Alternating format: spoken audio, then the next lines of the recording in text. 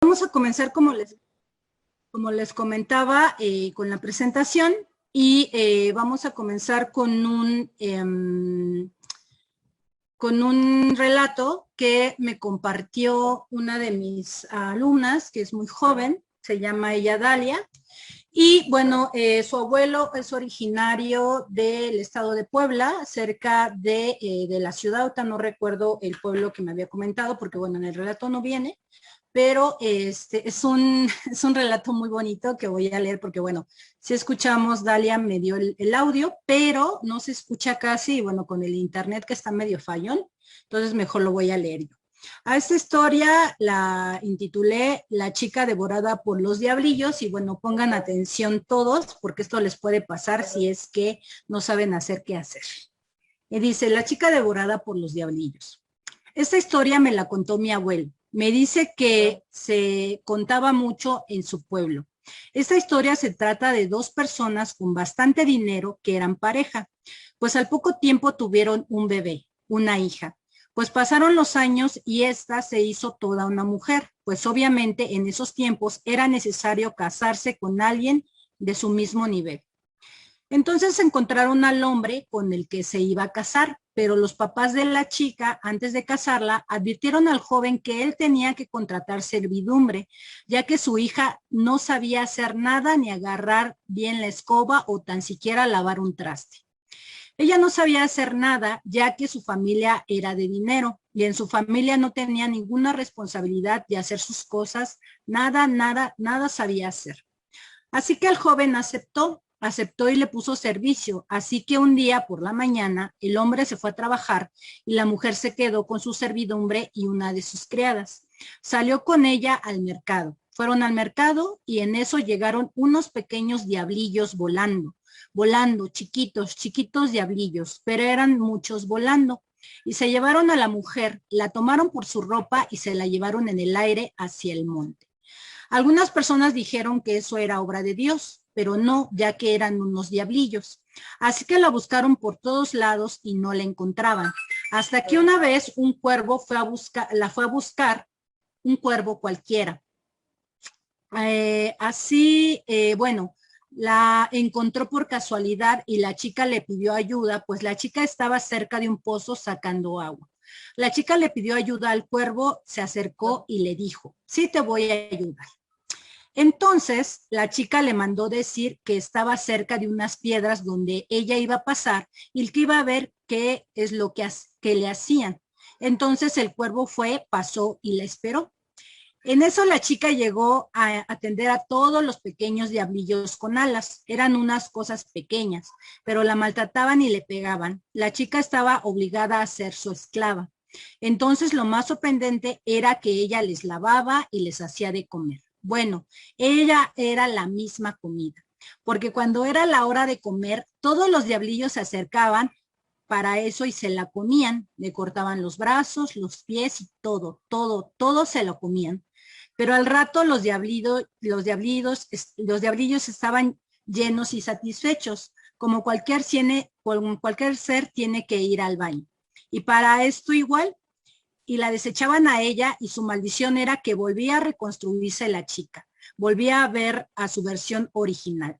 Pero a ella le dolía cuando se la comían. Entonces, ya que el cuervo vio todo esto, la chica le dijo, quiero que vayas y le cuentes a mi madre y a mi padre todo lo que estoy viviendo. Esto es una maldición porque yo nunca aprendí a hacer nada. Ahora esta es mi maldición. Entonces, pues el cuervo fue y le dijo a su madre todo lo que estaba pasando y dónde estaba.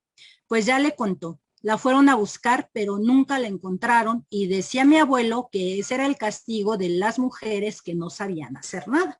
Entonces, bueno, como pueden darse cuenta, pues esto es un castigo de si no sabemos barrer o sabemos lavar los trastes o cuidar a los hijos. Entonces hay que tener como mucho cuidado con estas cuestiones. Entonces, bueno, aquí lo que vemos, lo que aparece es un cuervo, va a ser un cuervo que va a tener la función de un psicopompo. Ahorita vamos a ver con más tranquilidad qué es un psicopompo, pero bueno, es muy curioso que sea un cuervo. Como yo les comentaba, bueno, tiene que ser un cuervo porque si vemos, de acuerdo a la biología, este ser siempre ha estado vinculado con la muerte, cerca de los cementerios, incluso el color de sus alas, que bueno, pareciera negro, pero es azul, por lo negro que está, pues va a tener estas filiaciones en un sentido como mortuorio, ¿no? Entonces, bueno, vamos a cerrar aquí y vamos a nuestra presentación. Entonces, bueno, aquí el que bien les comentaba va a ser un cuervo y va a ser el que va a estar con la chica. Bueno, aquí de este lado les estoy poniendo un grabado medieval de una mujer que es soberbia, como la chica del cuento, es decir, es una chica mimada que solo vive según esta didáctica, pues para peinarse, para hacer lo que quiera. Entonces, bueno, desde el punto del pecado de la soberbia, pues el diablo se está reflejando el trasero del diablo en el espejo, ¿no? Porque bueno, como bien leímos en el Maleus Maleficarum, la clase pasada, las mujeres tendemos más a ser engañadas por el demonio, ¿no? Entonces, bueno, esta imagen me pareció interesante. Entonces, bueno, uno de los tópicos importantes dentro de esta historia va a ser lo que se llama el descensus ad inferos, es decir, cuando un protagonista baja al inframundo por alguna cuestión, ¿no? Entonces, bueno, ahorita retomo la definición de la doctora Marcela Fernández, que aquí es también una de nuestras organizadoras, y dice, es un personaje protagonista o héroe que baja a los infiernos, el guía o personaje que acompaña al protagonista y que le auxilia en la entrada al mundo de los muertos, un objetivo como motivo de la bajada, un conjunto de pruebas a superar, sobre todo en la entrada y por último en la salida. Entonces, bueno, como vemos, aquí hay una irrupción de estos dos mundos. Por un lado, tenemos en este primer relato, tenemos una chica que desciende, bueno, de una familia muy rica y que por tanto, pues cuenta con toda la ayuda doméstica necesaria, ¿no? Entonces después, pues tienen que casarla o definir con quién se va a casar y ahí es donde va a haber la ruptura. Es decir, van a aparecer estos diablillos que se la van a llevar literalmente volando, se la llevan, bueno, a mí la imagen se me hace muy graciosa, pequeños diablillos llevándosela volando hacia el monte. Y es muy interesante dónde aparecen o dónde están estos diablos, ¿no? Que es el monte. El monte, generalmente las cuevas son entradas al infierno, o bueno, lo que va a ser posteriormente el infierno, pero es una de las entradas al inframundo. Entonces, bueno, esta chica va a descender al inframundo y pues va a ser castigada por todos estos diablillos, pues que se la comen, ¿no? Entonces, lo que no sabía hacer, ahora lo va a hacer, pero 3 o 5 veces más de lo que tenía que hacer digamos, en el mundo de siempre, ¿no? Entonces, bueno, aquí va a aparecer, como ya leímos en el cuento, va a aparecer un cuervo que va a ser muy interesante porque él va a ser el que va a hacer el descenso para poder ver a esta chica, ¿no? Es decir, él va a ser el enviado bueno, no lo envía nadie, pero es el que va a bajar para ver la suerte de esta pobre chica en el más allá, ¿no?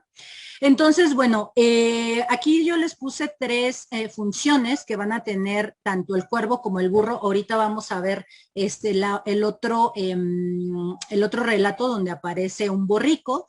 Pero bueno, aquí aparece un psicopompo, es decir, un psicopompo es una persona o es un animal que te ayuda o te guía hacia el otro extremo, ¿no? Es decir, hacia el más allá.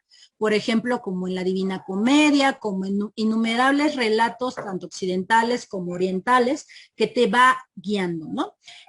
También va a haber una función de animal ginegésico, ahorita lo vamos a ver qué es eso, y va a haber una encarnación del diablo, pero esto tiene que ver con el burro. Entonces, bueno, ¿por qué? ¿De dónde viene esta acepción de psicopompo, no?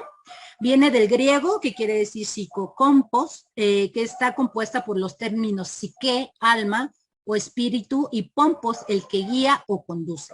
Los psicopompos son seres que tienen o se encargan la tarea de transportar las almas de los muertos que dejan este mundo. Entonces, bueno, esta chica vive en el inframundo, pero en cierta medida ya tiene que estar muerta. ¿Por qué? Porque si no, no podía entrar ahí. Es decir, entra, pero ya no sale. Es por eso que sus padres ya no la encuentran. Porque bueno, si tuviera como esta noción de todavía estar viva, podría ser rescatada, pero no es así. Entonces, el psicopompo es este cuervo que va a bajar, porque si se dieron cuenta, el cuervo puede hablar. Entonces, bueno, baja porque tiene esta afiliación con la noche, con el color de sus alas. También tenemos, por ejemplo,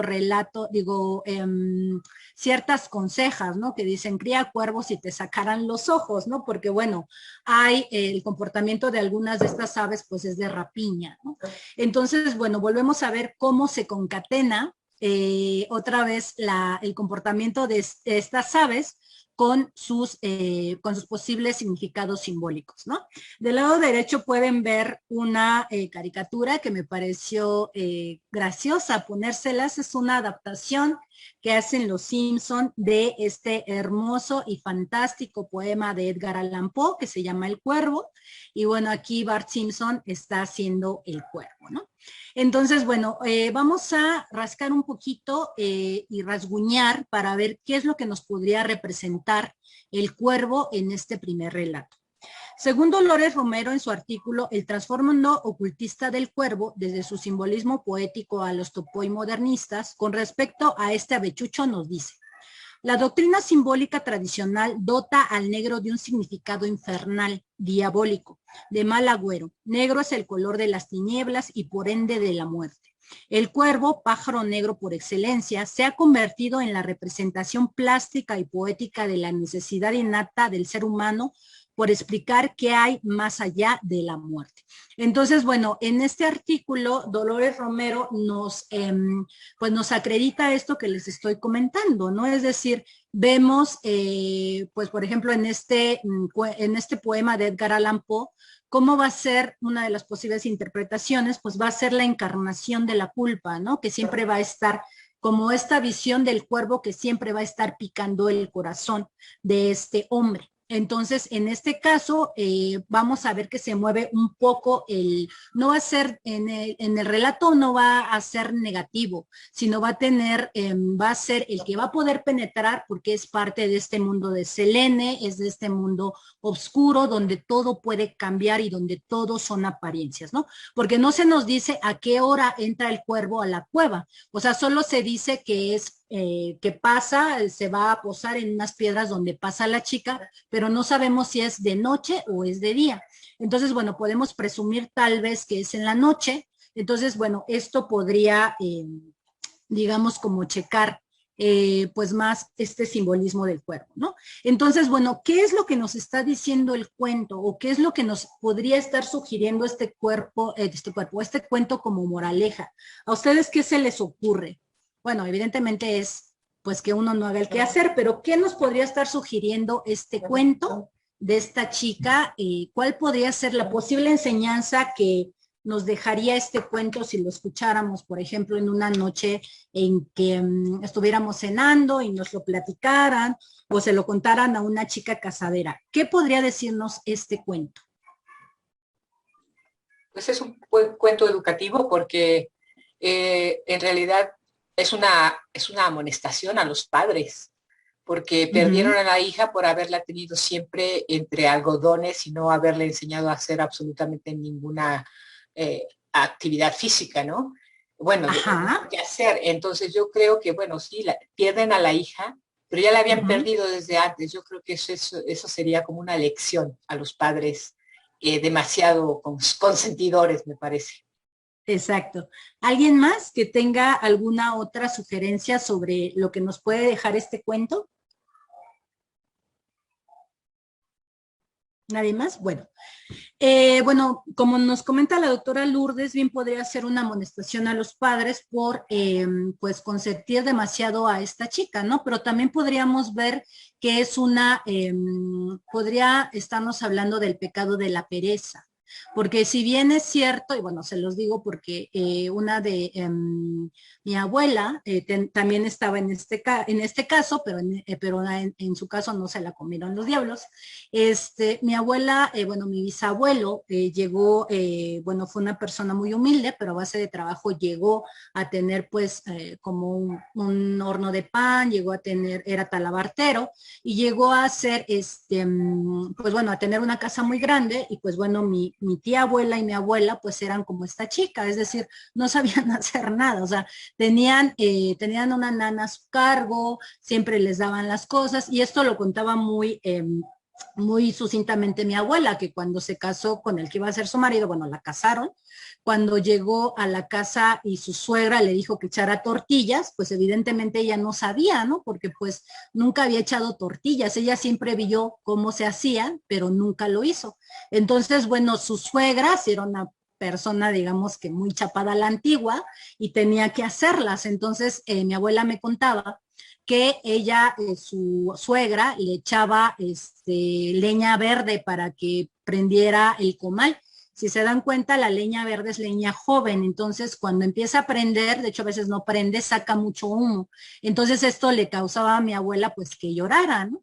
Y luego también me decía que la mano del metate pues le dolían mucho las manos, porque pues ella no sabía cómo moler, ¿no? Pero bueno, al final acabó teniendo que hacerlo porque pues no había de otra, ¿no? De hecho, iba con su padre para que para que le enseñara a alguna de las chicas y mi bisabuelo le decía, no, tú ya eres parte de otra casa, ¿no? Entonces, por otro lado, de lo que nos estaba comentando Lourdes de esta amonestación, también es un poco la pereza porque esta chica pues tampoco hizo tal vez, también por su condición, pues no quiso aprender nada, ¿no? Entonces lo tuvo que hacer a fuerza, estando pues en esta cueva subterránea con todos estos diablillos, porque no solo tenía que atender a uno, yo creo que eran cientos, y aparte pues se la comían, ¿no? O sea, a mí se me hace impresionante, incluso hasta cinematográfica, la imagen de cómo iban cortando a la chica, o no sé si la mordían, y luego toda esta parte escatológica de la defecación, bueno, peor, ¿no?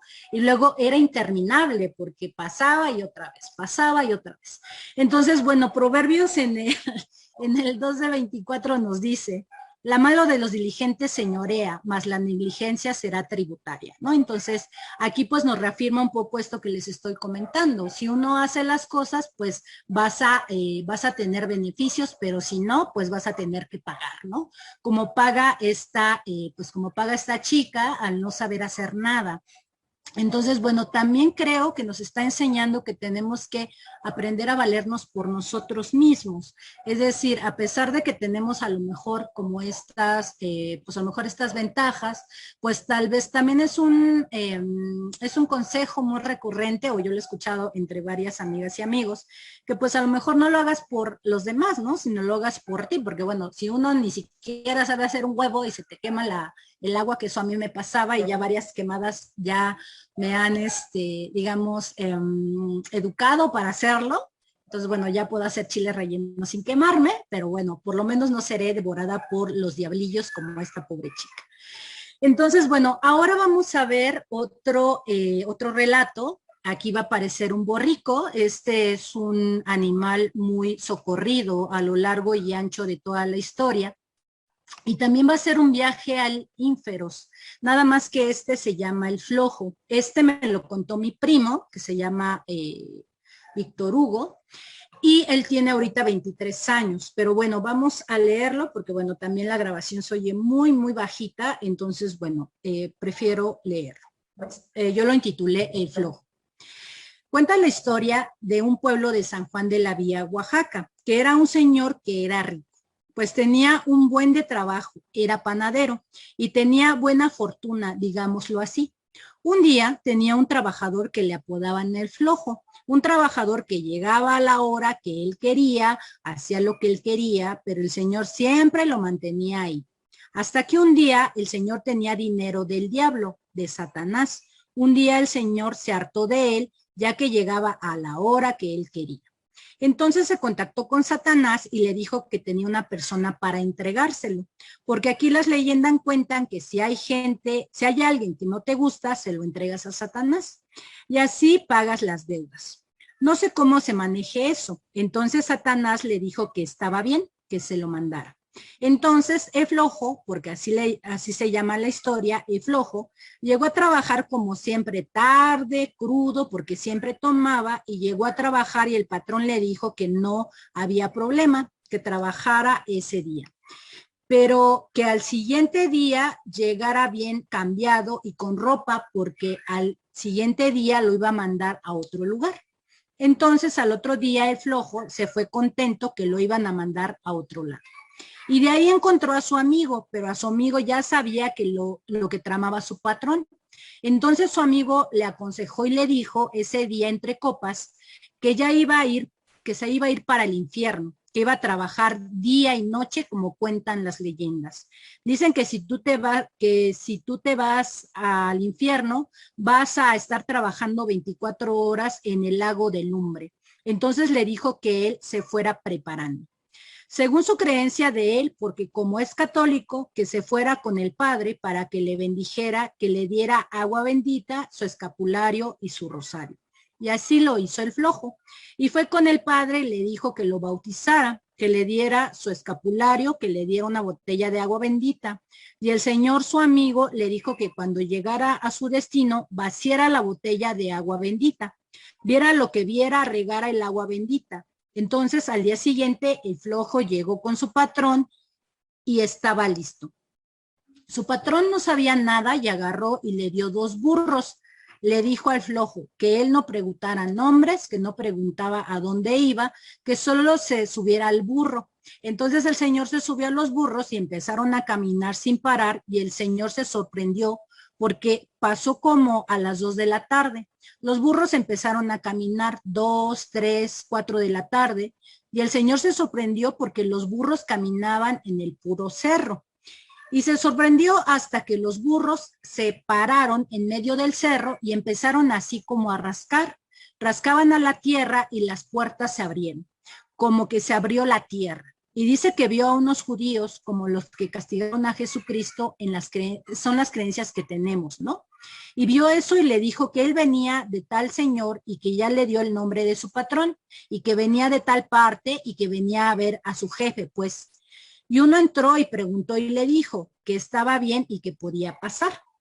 Y dice que entró y que vio al ente así con cuernos y cola, y que fue tanta su impresión que se olvidó de tirar el agua bendita y de todo.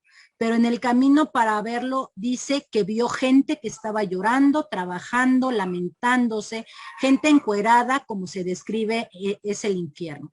Y dice que vio todo eso, que es lo que cuentan, y dice que al ver al ente se le olvidó todo, porque al tirar el agua bendita, él iba a liberar a todas esas personas. Pero fue tal su impresión que se le olvidó todo eso y cuando se presentó ante el diablo le dijo y que él ya se había dado cuenta que llevaba el agua bendita. Supuestamente él no tolera eso. Y le dijo que quién lo había mandado. Él le explicó todo y Satanás le dijo que a él no le servía para nada, que se regresara por donde él había venido. Y el flojo impresionado le dijo que como era posible, eso sí, él le habían mandado para quedarse ahí.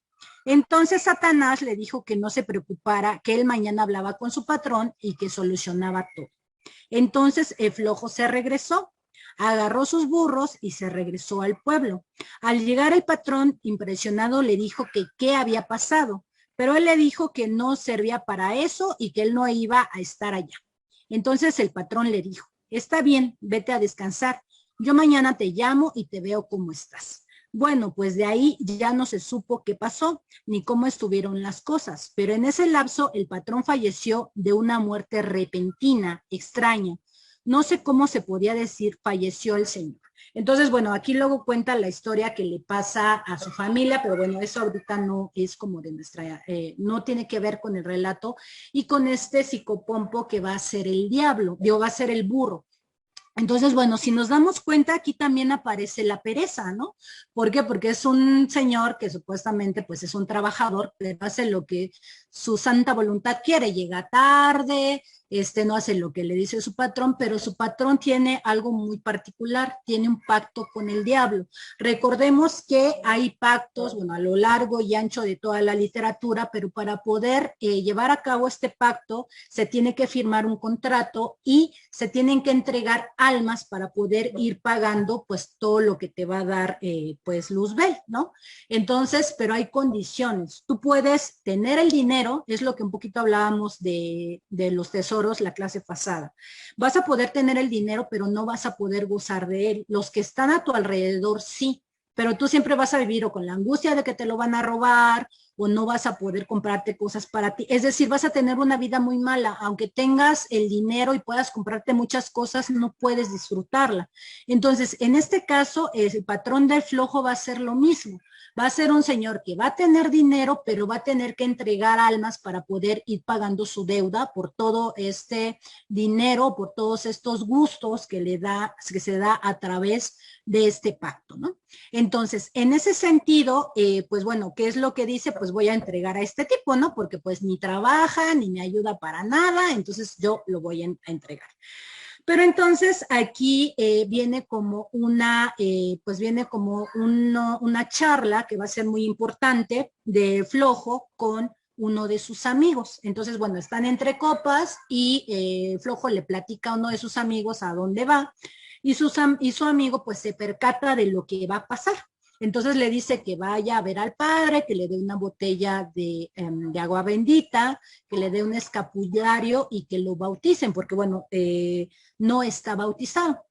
Entonces, bueno, va con el padre, le pide todo esto y ya se va como muy contento y muy confiado de que no le va a pasar nada, ¿no? Entonces, bueno, ya le dan los dos burros su jefe y entonces se va y bueno, también es muy conocido que los borricos son muy inteligentes y bueno, si alguna vez se pierden, eso a mí también me pasó, un día fuimos a andar en burro por el monte y bueno, empezó a llover y bueno, todos nos dispersamos y pues yo tenía mucho miedo, ¿no? Pero un día mi abuelo me dijo que no me preocupara, que los burros sabían regresar a la casa solos, ¿no? Entonces, pues ya lo único que hice fue agarrarme al burro y llegué como una hora después en medio de la tormenta, pero regresaron a la casa de mi abuelo. Entonces, bueno, es porque ya tienen marcado pues como el camino, ¿no? Entonces, pues bueno, lo mismo pasaba con estos burros de la historia, ya sabían hacia dónde tenían que ir y que no los tenían que mover ni guiar, sino que los burros ya sabían hacia dónde, ¿no? Entonces, llegan a la mitad del cerro, otra vez vemos el cerro como una entrada para el ínferos, para el inframundo, y como que raspan y se abre la tierra, ¿no?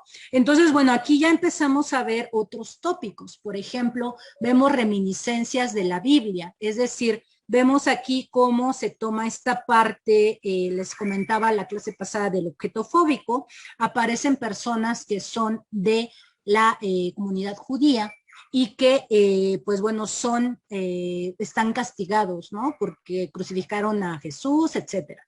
Entonces el flojo baja con los burros y entonces ya va a la oficina del demonio. Entonces dice que en su camino, pues ve literalmente todo lo que hay en el infierno, ¿no? O sea, personas que están trabajando, personas que son martirizadas, otras que tienen, les están pegando. Entonces, bueno, ya llega con el mismísimo jefe del infierno y le dice que qué hace ahí, ¿no? Entonces él le indica que su patrón lo mandó, pero entonces el diablo ya se percató de que trae pues todas estas cuestiones, es decir, ya trae el agua bendita, ya trae el escapulario, pero lo más importante es que ya está bautizado.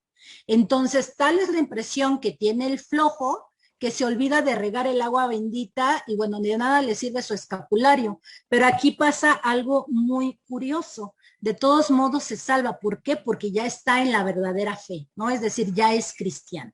Entonces, aunque sea una persona floja, aunque no haya tirado el agua bendita para liberar a todos en el infierno, pues se va a salvar. Entonces el diablo le dice que pues no le sirve de nada porque él necesitaba que no estuviera bautizado para poder quedarse con su alma.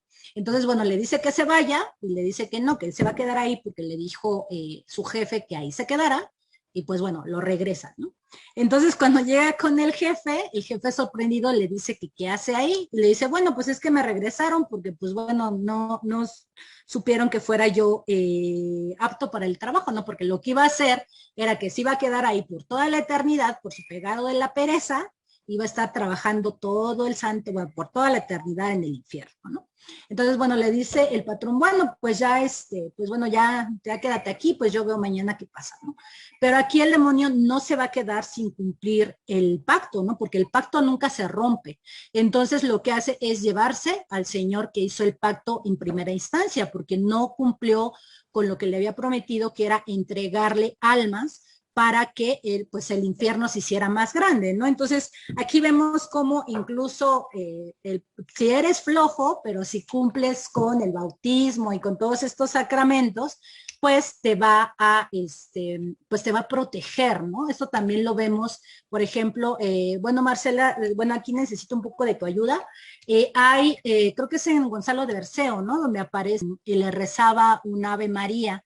Entonces, una vez igual el diablo se lo quiere llevar, pero la Virgen baja y lo cubre con su manto, y a pesar de que es beodo, pues se salva, ¿no? Es decir, los pecados, mientras tú seas en alguna medida fiel a la iglesia, o puedas, o estés bautizado, en el mismo caso que el flojo y que este padre. Entonces, bueno, como vemos, es el mismo esquema, ¿no? Son a lo mejor personas que sí son pecadoras, pero si al final se arrepienten o regresan a digamos, a la iglesia, o si tienen los sacramentos, pues son salvados, ¿no?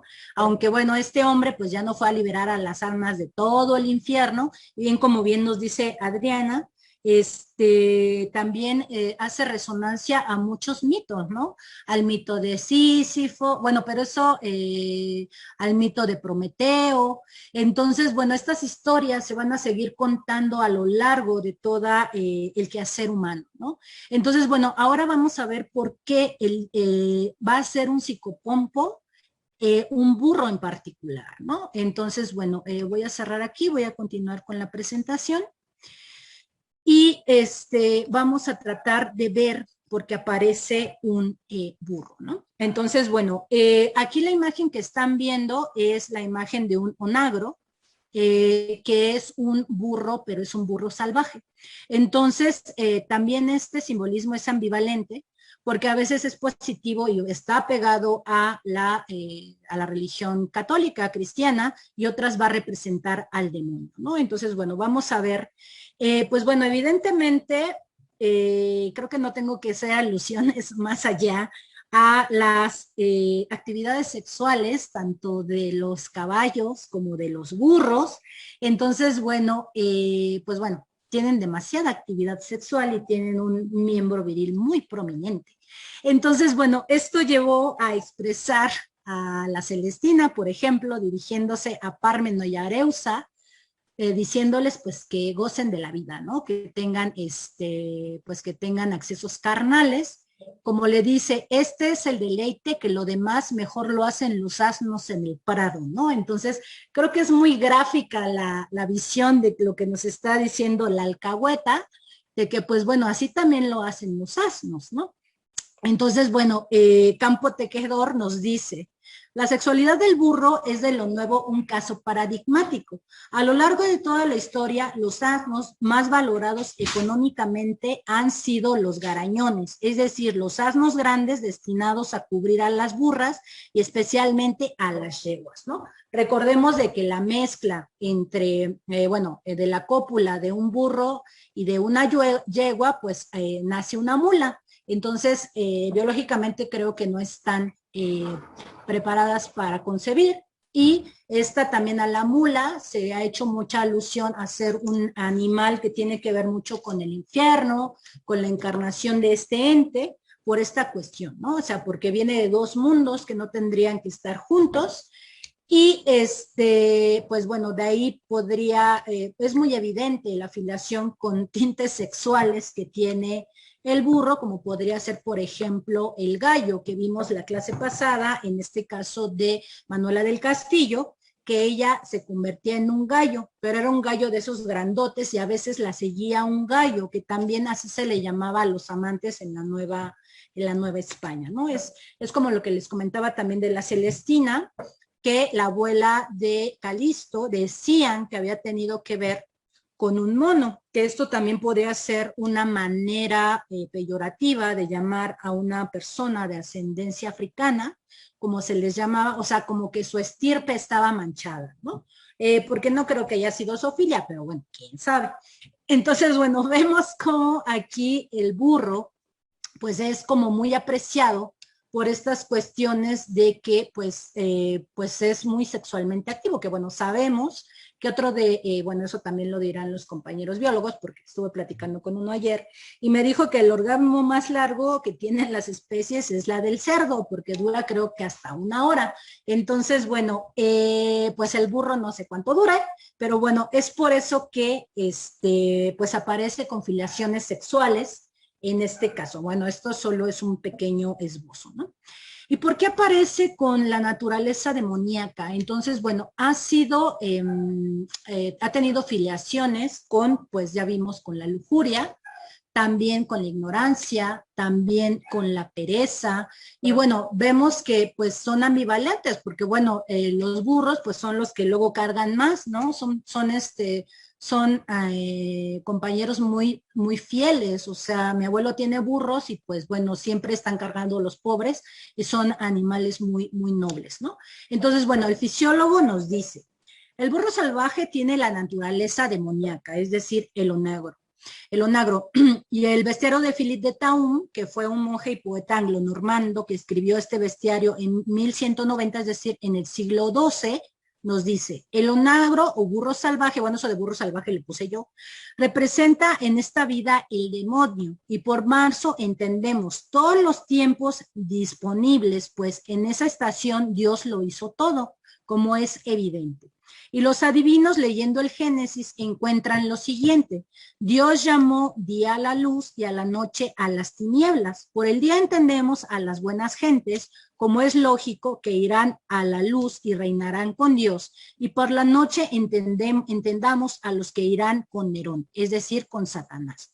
Y por las horas han de entender el número de gente. Cuando el diablo advierte que decrecen sus gentes, como lo hacen las horas en que consta la noche después del equinoccio de primavera, que tenemos en verano, empieza entonces a gritar, a lamentarse por fuerza, como lo hace el asno que rebuzna y brama. Y el equinoccio es la demostración de que después del juicio habrá un paraíso sin fin y un infierno igual.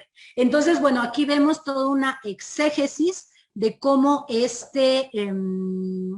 esta actividad que hace el onagro o el burro salvaje, porque bueno, en el equinoccio lo que comentaban los bestiarios es que dura tanto el día como la noche lo mismo, 12 horas.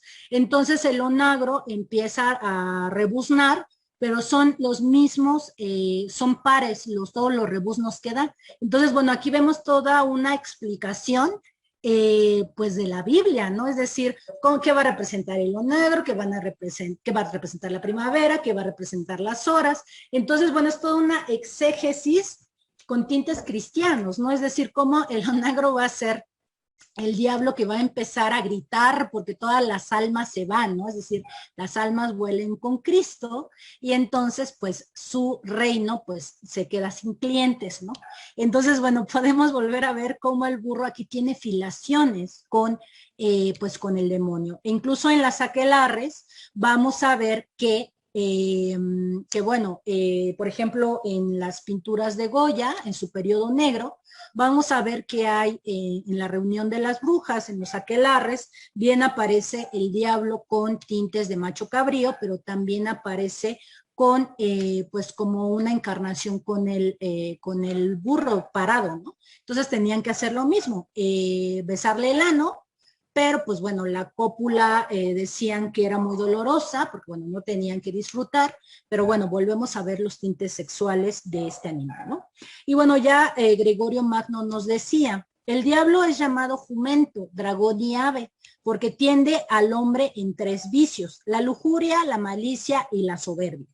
Cuando existe la lujuria es jumento, cuando provoca la maldad es dragón y ave cuando despliega la soberbia. Entonces, bueno, aquí lo que estamos viendo es otra vez la transposición del comportamiento de estos, bueno, de estos animales, porque bueno, el dragón lo estuvimos viendo la clase pasada. Entonces, bueno, se dice en la Biblia que el demonio, Satanás, va a ser la encarnación de la gran serpiente, ¿no? Donde va a estar montada esta mujer en esta serpiente de 7 cabezas que van a representar los 7 pecados capitales. Y aquí es muy curioso que vemos cómo pues va a ser el jumento o el burro o el onagro, va a ser la lujuria, pero les digo, es esto parte de lo que vemos en los animales cercanos a nosotros, ¿no? Es decir, porque también seguramente, o bueno, el cerdo está también, muchas de sus encarnaciones del demonio también va a tener que ver con el cerdo. Entonces, pues también por esta, podría representar la gula, podría representar a los demonios, así también se nos dice en una parte de la Biblia, cuando Jesús expulsa a los demonios de una piara, de un poseso, y estos van a posarse sobre una piara de cerdos, ¿no? Entonces, bueno, también tiene que ver incluso con pues esta actividad sexual de los cerdos, ¿no? Que como ya les digo, y se los, bueno, mi amigo que es biólogo me lo confirmó, tiene que ver con la actividad sexual, es decir, el orgasmo de los cerdos es el que dura más, entonces, bueno, pues evidentemente pues va a ser la lujuria, ¿no? Entonces, bueno, en estos relatos lo que vamos a ver van a ser 3 tópicos a mi juicio que aparecen.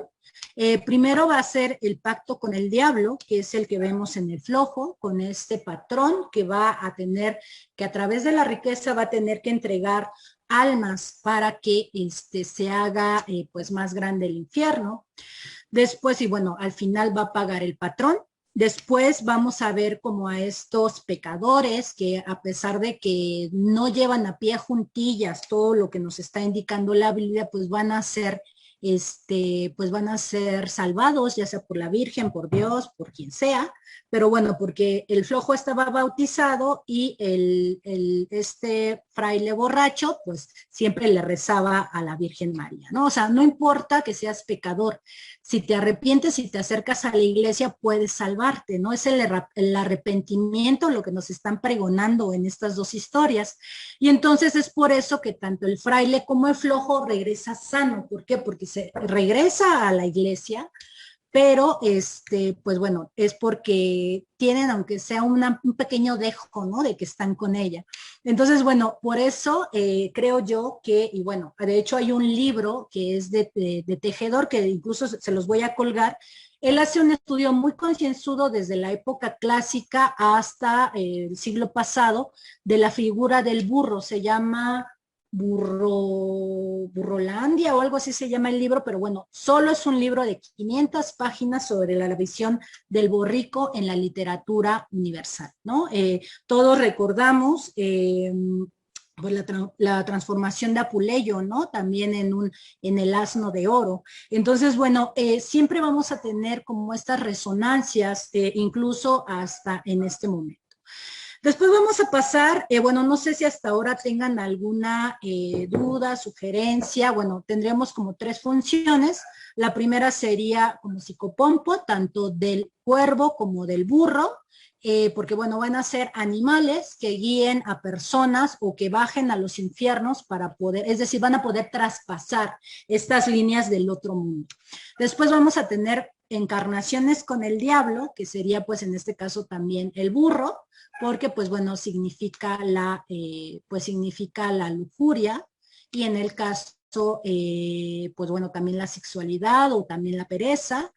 Y finalmente, pues vamos a ver como todo este mundo, como que se nos va abriendo un poco la visión hacia cómo se van, podremos hablar de un bestiario infernal. De hecho, hay un artículo que así se llama, nos hablan en él de la salamandra, del burro, de los búhos, de los gatos, de las ratas, de los conejos, porque hay una parte también en la Biblia que aparece en Apocalipsis, donde se hace una lista de todos estos seres que pueden ser, que pueden tener filiaciones con el demonio, entre ellos, por ejemplo, los sapos, los lagartos, los gatos, porque no es lo mismo ser un gato negro que un gato blanco, déjenme les digo, porque bueno, hay una leyenda medieval que decía que, bueno, en el pueblo, en Francia, cuando apareció la peste bubónica, empezaron a aparecer muchas gatitas que eran blancas y que tenían en el lomo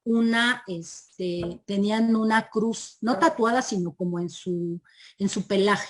Entonces, pues quien se encontraba con estas gatitas que eran blancas, pues se curaban mágicamente de la peste. Esta es como una anécdota muy interesante que yo he encontrado, luego les paso la referencia, pero tiene que ver mucho, si se dan cuenta, el contexto en el que se mueve la criatura que estamos analizando. O sea, tiene que ver el color, tiene que ver el contexto, tiene que ver en dónde nos estamos moviendo. Entonces, bueno, tenemos que pues checar estas cuestiones. Aquí también va a aparecer un burro en esta, bueno, no sé si tengan alguna cosa que agregar sobre estas cuestiones del burro del cuervo. ¿No tienen no sé, algún comentario, algo así? Bueno, rápidamente, solamente quería agregar que me parece que en el Cuervo también se mencionó en su momento que apelaba mucho a la soberbia de la chica, ¿no? Por no querer aprender a hacer nada. Y bueno, aquí con lo que se mencionaba de Gregorio Magno, pues se confirma, ¿no? Que dice que el ave representa la soberbia, como el cuervo, un poco. Y bueno, el cuervo es un ave, y creo que también está bastante relacionado con este aspecto de decir que es como la vanitas, ¿no? O sea, como una forma de señalar la vanitas y de decir, bueno, no estás cuidando o sea, procuras mejor tu cuerpo y no el trabajo que ennoblece el alma, ¿no? So, obviamente yéndonos al a la historia del Génesis, en donde pues precisamente Adán y Eva cuando son expulsados, bueno, pues a través del trabajo es como ellos empiezan a redimirse, por así decirlo. Exacto, tenemos aquí, muchas gracias Sharon, este pecado de la vanitas vanitatis, ¿no? Es la vanidad de vanidades que todas las mujeres vamos a tener.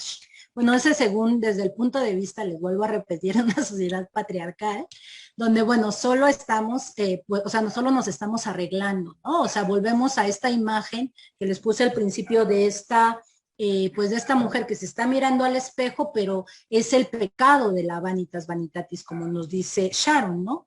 Es decir, solo estamos para vernos, para provocar a los hombres, para engañarlos. De hecho, por eso se dio en el siglo XII toda esta serie de, pues digamos, como de libros que van a ser sapienciales, por ejemplo, como el Sendebar o el Calile Divna o el libro de los ejemplos por a veces, sobre todo el Sendebar, va a ser un libro que viene desde Oriente y va pasando y bueno, llega hasta España, pero literalmente es un espejo de príncipes, es decir, es un libro que va a leer el príncipe para ser el mejor rey, pero vienen muchos cuentos donde se ve la astucia de las mujeres, es decir, cómo torcemos toda la realidad para engañar a los pobres hombres. Entonces, el Sendebar termina diciendo, que las maldades de las mujeres no tienen cabo ni tienen fin. Es decir, es como si tú echaras tinta en el mar,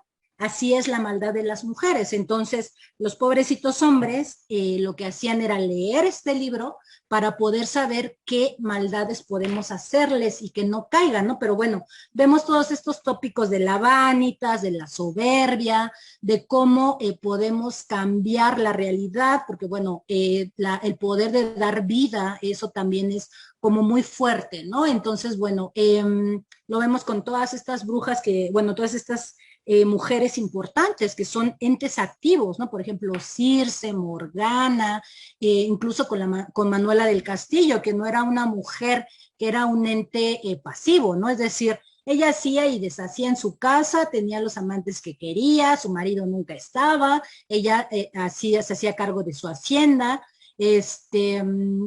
andaba desnuda o salía a hacer del baño en la noche en camisón, o sea, era una cosa, era pecaminosa como ella sola, ¿no? Entonces, lo que comenzamos a ver que está perfilado es como esta cuestión de cómo a través de muchas de las encarnaciones, por ejemplo, que aparecen con las que están unidas las mujeres, pues tienen que ver pues con que son poderosas, ¿no? Es decir, no tienen este papel sumiso, ¿no? De la madre o de la hermana hermana, o sea, que siempre están como ahí relegadas, o sea, no son mujeres las brujas fuertes que van a transformar sus entornos, que van a ser contestatarias, que bueno, desgraciadamente esto las va a llevar muchas veces a la hoguera o incluso que acaben sus vidas pues en la cárcel, ¿no? Porque bueno, recordemos que cuando caías en manos de la Inquisición era tan engorrosa la manera en cómo llevaban los casos, que había personas que literal se les olvidaban ahí años, ¿no? Entonces pues las personas se morían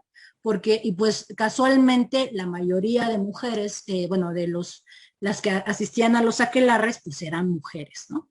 Entonces también vemos, por ejemplo, cómo se sanciona esta visión de las mujeres que son sabias, pero no de un conocimiento, digamos, sistematizado. No, a lo mejor no es porque no quisieran, sino no se nos daba la oportunidad de ir a la universidad, ¿no? Ya veíamos que Sor Juana se quejaba amargamente, ¿no? Que pues ella quería asistir, pero pues no la dejaban, no estaba permitido que las mujeres fuéramos a la universidad. En este país, la primera médica que se tituló en la universidad fue hasta el siglo XIX y a principios del XX, ¿no?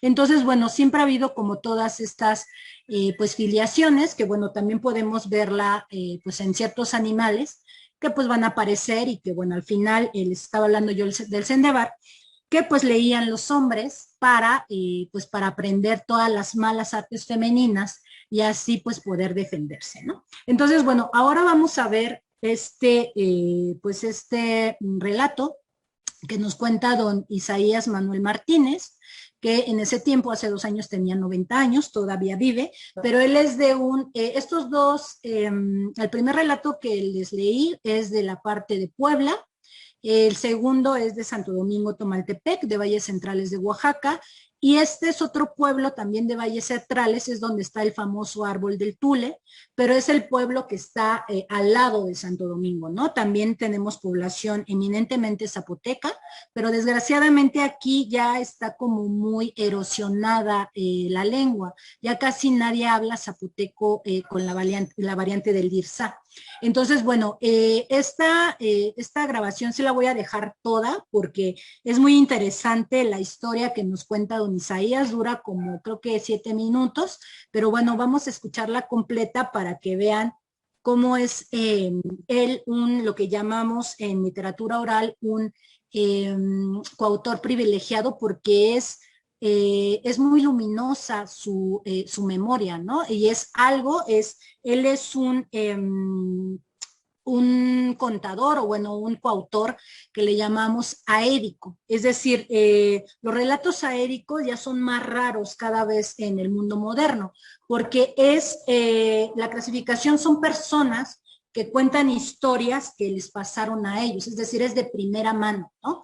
Y después tenemos otro tipo de coautores o narradores o narradoras que se llaman rapsódicos. Aquí es cuando lo hacen de oídas. Esta clasificación, bueno, evidentemente ahorita, si no me corrigen los compañeros y las compañeras de letras clásicas, la tenemos desde la época de la antigua Grecia.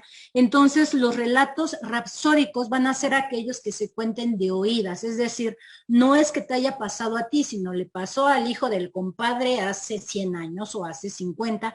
Entonces, por eso es muy importante escuchar a este tipo de narradores. ¿Por qué? Porque a ellos les pasó. Entonces, hay intervenciones muy interesantes en la gestual, en cómo se emocionan. Bueno, vamos a verlo y ahorita lo comentamos, ¿vale? Entonces, déjenme le doy play. Y bueno, también van a notar que don Isaías es sordo, entonces yo le estoy preguntando y una de sus nietas le dice que lo vuelva a repetir, porque yo le dije que si me esperaba tantito, pero él empezó con el recuerdo, ¿no? Entonces, bueno, déjenme, le doy play. Ajá. Ya empiece, don Isaías. Ahora sí. Que empiece otra vez, dice. Que empiece otra vez. Digo que cuando iba yo a marchar, como entonces no había camiones, teníamos que entrar a las 6 allí en el cuartel. Nos íbamos caminando de acá para allá. Y entonces acostumbraban de que había los muchachos con guitarra cantando a las muchachas por ahí en la noche. Su serenata. Y nos fueron por ahí a andar. Y luego ya son a las 12, vámonos porque mañana temprano vamos a ir a marchar. Y al ratito estaba yo acostado cuando suena la puerta. ¿Quién es? Apúrate porque está amaneciendo, ya nos vamos. Hijo, dije yo, pero apenas me acosté ya. Y ya me están llamando. Ahí en el mangal te espero, dice. Ya me agarré, me vestí y me voy. Había unos mangales ahí, ¿sabes? ¿Se acuerda ahí? Y yo llegando ahí, cuando voy viendo ahí un bultito ahí, una cabezota así, unos dientotes de burro ahí, grandote. Dije yo, como mi cuñado, todavía no era mi cuñado, pero Manuel se llamaba, era muy canijo, muy charlista. Dije, yo creo que este se desabrazó de algo. Manuel, le dije. Yo me contestó, cuando vi que caminaba, cada paso que daba, como cuando hay algo que una jarra tiene agua que suena, así sonaba cada paso. Me quedé viendo, dije yo, ¿qué será esto? Cuando lo vi que bajó para abajo y se metió ahí en la casa donde vivía Villanueva ahí, y que salen los perros y que empiezan a aullar los perros. Dije, esto no es cosa buena, esto es cosa mala. Y cuando vi que se regresó, empecé a rascar a ver si me traían una piedra por ahí. Y encontré un olote. Quién sabe quién se comió un elote y me tiró al puro olote. Agarré el olote que se lo boto. No me hizo caso, digo, ¿no? Llegó a la puerta de la iglesia y que se hinca ahí y que se mete ahí por la iglesia. Entonces me entró un poco de miedo. Dije, yo si me regreso, por allá se fue para mi casa. Si me voy por acá, no, dije, ¿a qué hora será? Ay, mejor aquí me quedé parado junto al mangala que estaba ahí. Y al rato llegó un señor se llama Soternino, se llamaba un señor que vi por ahí. Ese era el barredor que barría ahí en el municipio. Pero ya tenía mucho tiempo pues de estar ahí cuando llegó. Oí que sonaba, venía y ya regresó, creo que otra vez. Que empiezo a rascar ahí, de dos piedras. Cuando llegó se le quita. Luego, ¿quién eres? Le dije, yo soy el barredor, dice, voy a barrer aquí. ¿Qué haces ahí? Dice, dije, vamos a marchar, pero me llamaron, pero ya tiene muchísimo tiempo, le dije, que está amaneciendo y no amanece.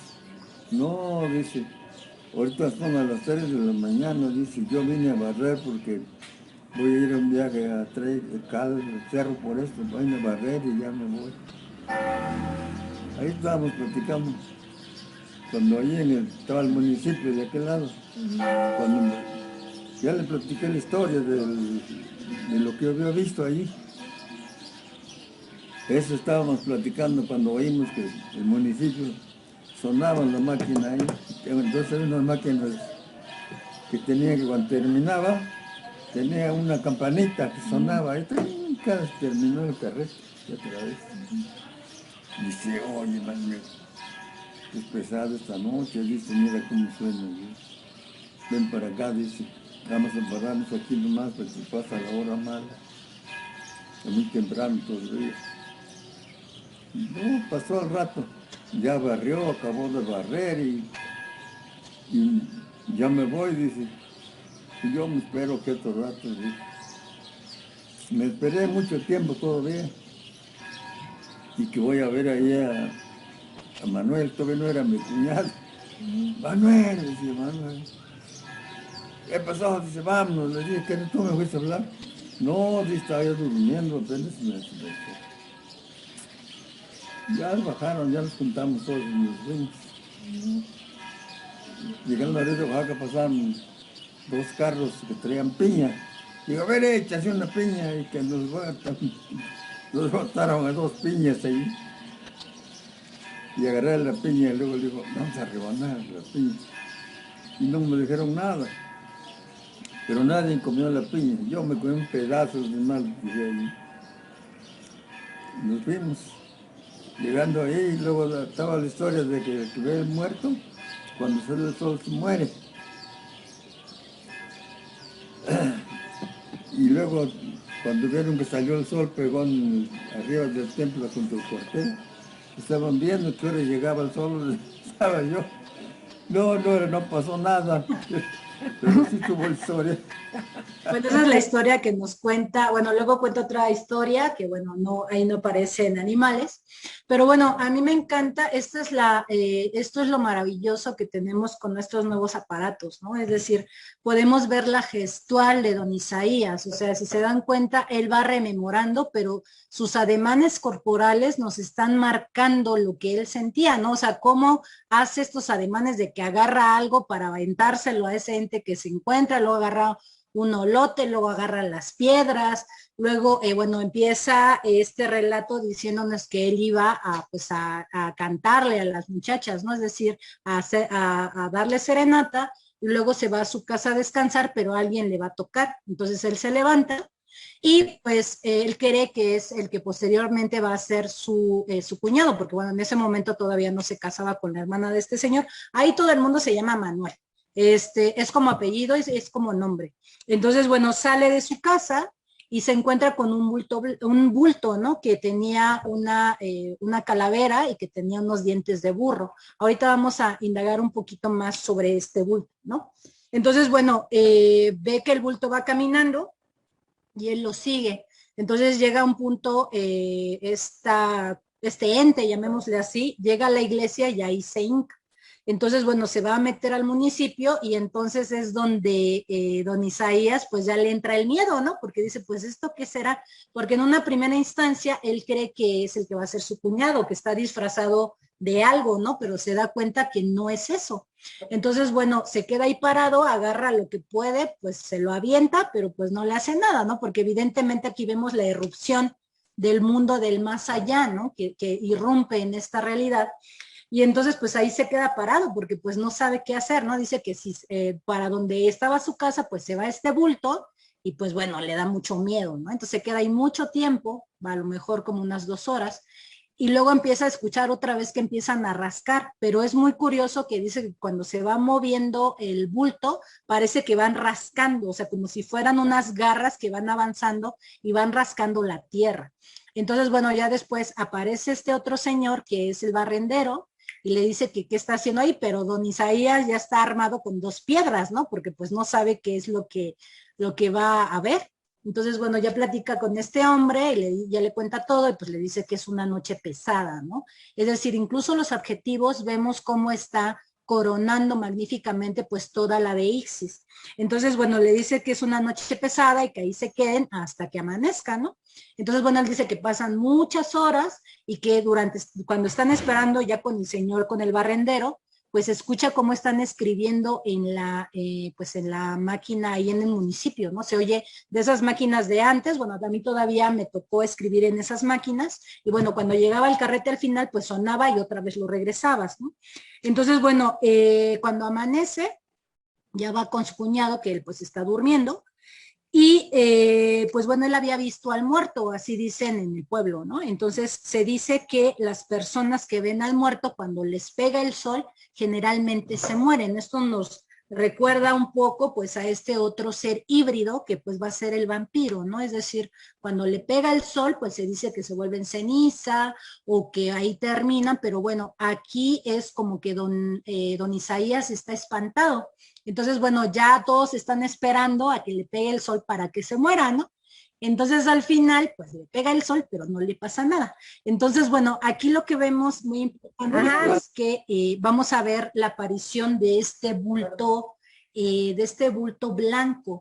Pero bueno, aquí vamos a ver otra vez la imbricación del mundo español con pues con el mundo indígena. Recordemos, les había comentado que en Oaxaca vamos a tener, pues bueno, una mezcla muy interesante, porque aunque esta es una zona de habla zapoteca y bueno, vienen más de esta etnia, los ecos de la cultura mexica van a llegar hasta allá.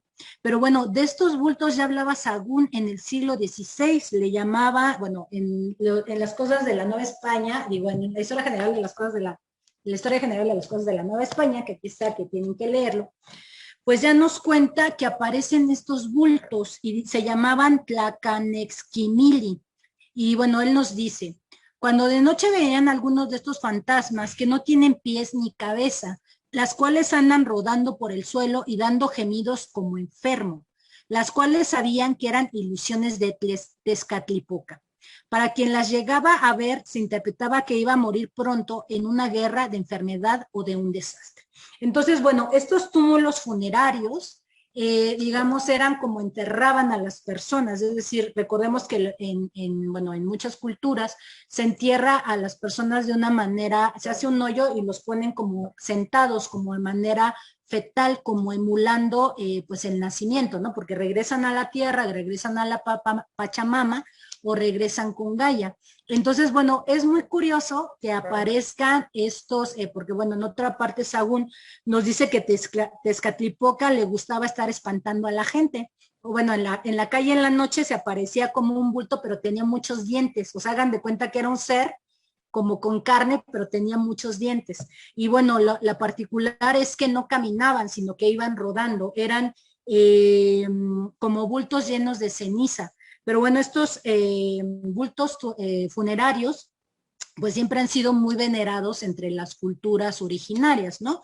Yo tuve la oportunidad de ir a Perú y, bueno, para hacer una estancia de investigación, y mi tutor, el doctor Sabino, era un antropólogo, bueno, es un antropólogo muy reconocido, y fuimos a, bueno, a una excavación cerca de Lima, y tuve la oportunidad de ver uno de estos túmulos funerarios, que bueno, la vibra que se siente es muy pesada, así como dice don Isaías, que esta noche es pesada, así se siente, ¿no? Bueno, eso yo así lo sentí, no sé cómo explicárselos, pero la cercanía con la muerte y ver que hay alguien ahí envuelto, o sea, literalmente era una momia, y entonces en cierta medida como que se profana, ¿no? Porque pues es regresar y pues evidentemente pues no se tiene que, pues no se tiene que molestar. Entonces, pues esto me comentaba el doctor Sabino, que los que son los huaqueros, es decir, los que van a desenterrar las tumbas en las huacas, así por eso se llaman huaqueros, van a tener una enfermedad que se llama el mal de la huaca. Esto es porque, bueno, en estas tumbas generalmente pues se enterraba con cosas preciosas, ¿no? Es decir, con cosas de oro, con cosas de plata, con las mejores ropas. Entonces, una de las teorías científicas es que cuando, bueno, recordemos que cuando los metales se guardan durante mucho tiempo, pues se comienzan a hacer gases. Entonces, una de estas posibles razones de que, ¿por qué los huaqueros comienzan a enfermarse? Es que empiezan a pues a rascar y huelen estos gases, entran a través de su piel o entran a través de, pues del olfato, llegan a sus pulmones y comienza a envenenarse su sangre. Entonces es por eso que dicen las personas en la provincia cercana a Lima que el muerto les cobra que lo hayan perturbado. Entonces se ve muy rápidamente quién es huaquero, porque dicen que empieza a tener una piel muy amarilla o verde y que comienza a bajar mucho de peso. Entonces, bueno, algunos antropólogos y médicos sobre todo han visto que esta condición sí se lleva a cabo, pero es porque bueno, una de las posibles explicaciones es porque inhalan pues estos gases, ¿no? Entonces, bueno, en este sentido, pues también era como perturbar, porque bueno, recordemos que Tezcatlipoca, también, bueno, muchos de los dioses de los mexicas por los españoles fueron comparados con el demonio, ¿no? Es decir, aquí lo que estamos viendo es una relación con la otredad, es decir, cómo manejamos aquello que no conocemos y que le ponemos nombre, ¿no? Ya sea al demonio como con cara de burro, con cara de, bueno, con partes de macho cabrío, con seres híbridos, y aquí pues lo que vemos es un ente, o bueno, es un ser, llamémosle así, pues que no tiene manos ni piernas, ¿no? Entonces, esto recuerda mucho a los Tlacanequemili, que estaban ya desde la época de Sahagún. Entonces, bueno, aquí vemos cómo se va a hibridar otra vez pues esta tercera cultura, ¿no? Que llega hasta nosotros. Entonces a mí me parece muy interesante porque recuerdan cómo iba a fallecer don Isaías cuando amaneciera, cómo iba a morir él si es que le pegaba esto cuando amaneciera. ¿Se acuerdan? ¿No? Cuando él, como había visto el muerto, cuando le pegara el sol iba a morir. Entonces, bueno, ya desde Sahagún, lo que se interpretaba cuando veías estos túmulos, bueno, estos bultos que estaban entre las calles de las ciudades mexicas, pues era que un anuncio de que ibas a morir. Entonces, esto es muy interesante porque vemos que don Isaías, o eso es lo que creen que va a morir, pero cuando le pegue el sol. Entonces, bueno, también se decía que estos fantasmas, o bueno, estas entidades, era porque Tezcatlipoca era una especie de trickster. Él, van a ver que es un dios que está mezclado con muchas partes es un dios que prácticamente aparece en todos los estadios como de la existencia humana, ¿no? Entonces, bueno, los guerreros águila y los guerreros jaguar, lo que hacían era estar buscando a estos, bueno, eso también nos dice Sahagún, estar buscando a estos bultos, porque si tú lo agarrabas, él te podía conceder un deseo. Entonces los guerreros lo que hacían era pedirle espinas de maguey, porque estas espinas tenían ciertos poderes mágicos. Entonces podían atacar les daba más valentía y podían atacar a sus enemigos cuando atrapaban, es decir, en cierta medida atrapaban a este especie de trickster, que sería Tezcatlipoca, y él los auxiliaba en la batalla, ¿no? Entonces, bueno, vemos cómo se están fusionando de varias partes o abreva esta historia de muchos lados, ¿no? Por un lado tenemos esta visión de estos bultos con dientes, y bueno, aparece y dice don Isaías que tiene como dientes de burro. Otra vez volvemos a ver la afiliación de este animal como, pues no sé cómo llamarle, como animal demoníaco, y pues era muy lógico que también cuando caminara pues se oyera como si fueran las garras, ¿no? Como estas garras tipo animal, como de un águila cuando iba caminando, ¿no? Pero es muy curioso cómo este bulto va y se hinca en la iglesia, es decir, no estaba del todo perdido, ¿no? ¿Por qué? Porque todavía sabe reconocer, digamos, que está ahí la iglesia y que, bueno, que está Jesucristo y todo este poder de la luz, ¿no? Entonces, es por eso muy interesante ver cómo se va fusionando en este ser híbrido que hace alusión a este bulto de ceniza, porque bueno, también muchas de por ejemplo, de las apariciones de las brujas, cuando se quieren robar a los niños, pueden ser como guajolotes, o también yo he recogido que son como bultos blancos, es decir, bultos blancos que están en los pies o en la cabeza y que lo que te pueden hacer también es que no te muevas, es decir, te quedas como estático y sientes que no te puedes mover para ningún lado, te quedas paralizado. Entonces, esto también tiene que ver con Tezcatlipoca, porque él movía, digamos, el mundo, o lo transformaba según a su conveniencia.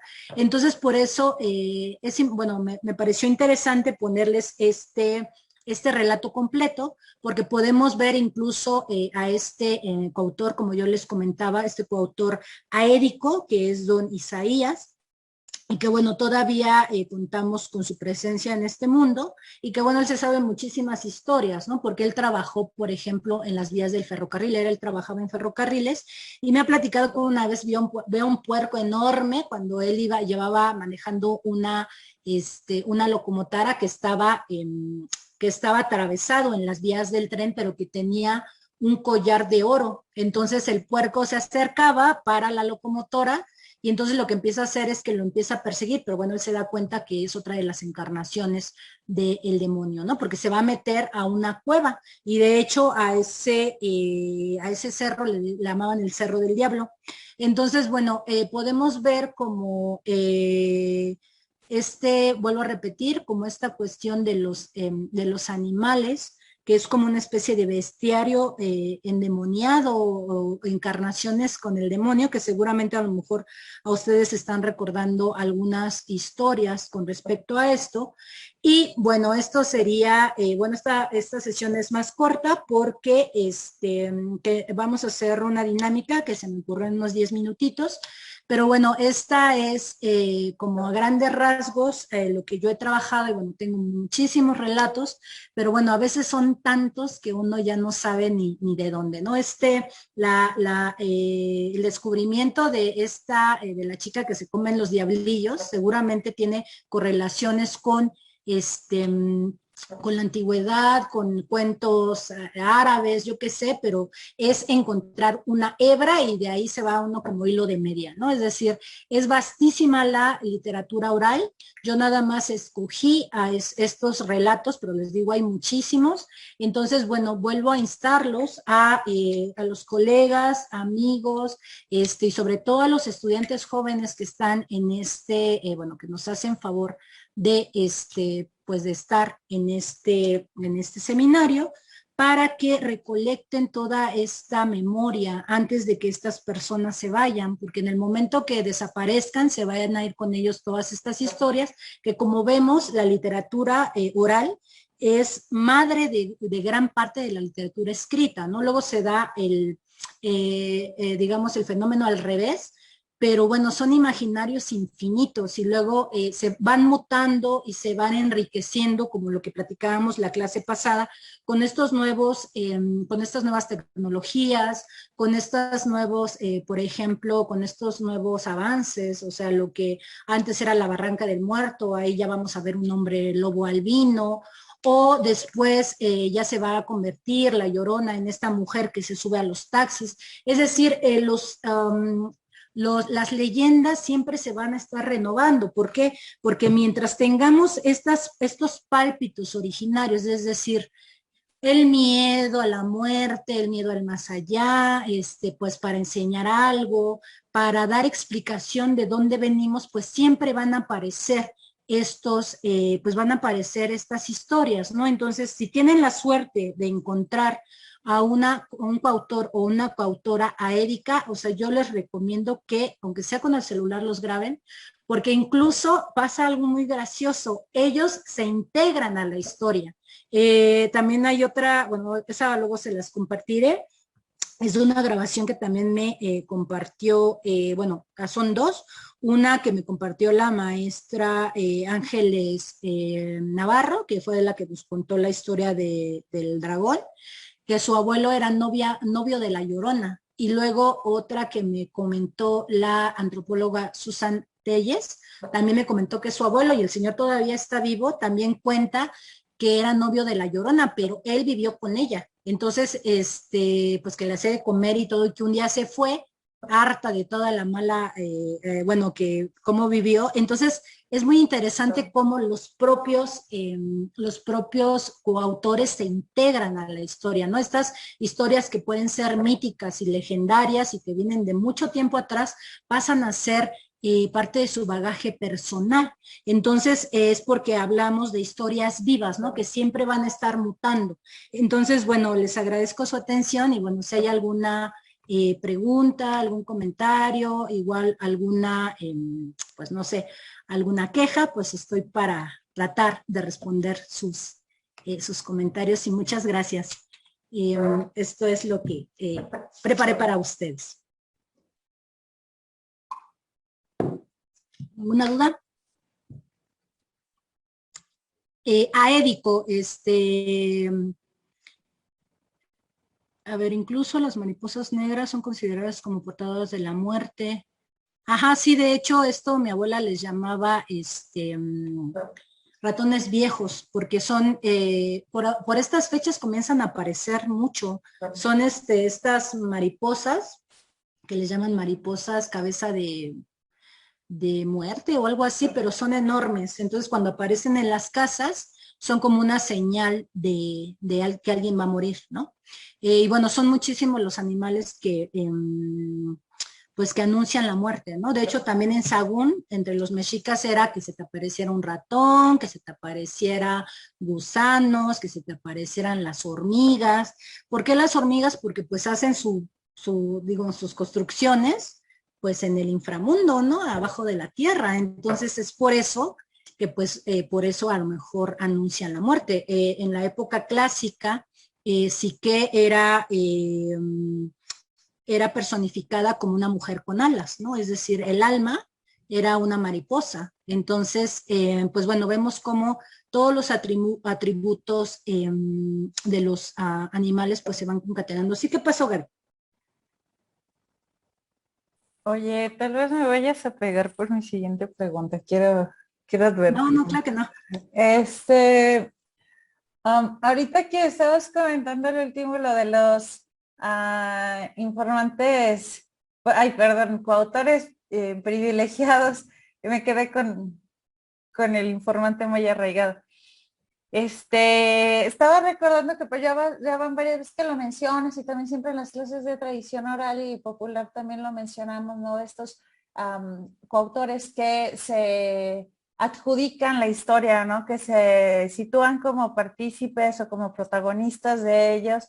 Yo como que antes, digamos, hasta hace unos días, antes de que estuviéramos platicando de esto aquí en el seminario, pensaba que ellos se sabían, que tenían la certeza de que estaban, pues como contando una historia ficticia, ¿no? Y que entonces tenían muy bien delimitado que pues si ellos no habían estado ahí, pero era para echarle como saborcito, ¿no? A la historia, para actualizar la leyenda, por ejemplo, y ya al incorporarse en ella, que le llaman creo que así, ¿no? Actualización de la leyenda, que siempre está como remitiendo un pasado más cercano al del receptor, ¿no? O al de quien lo está escuchando.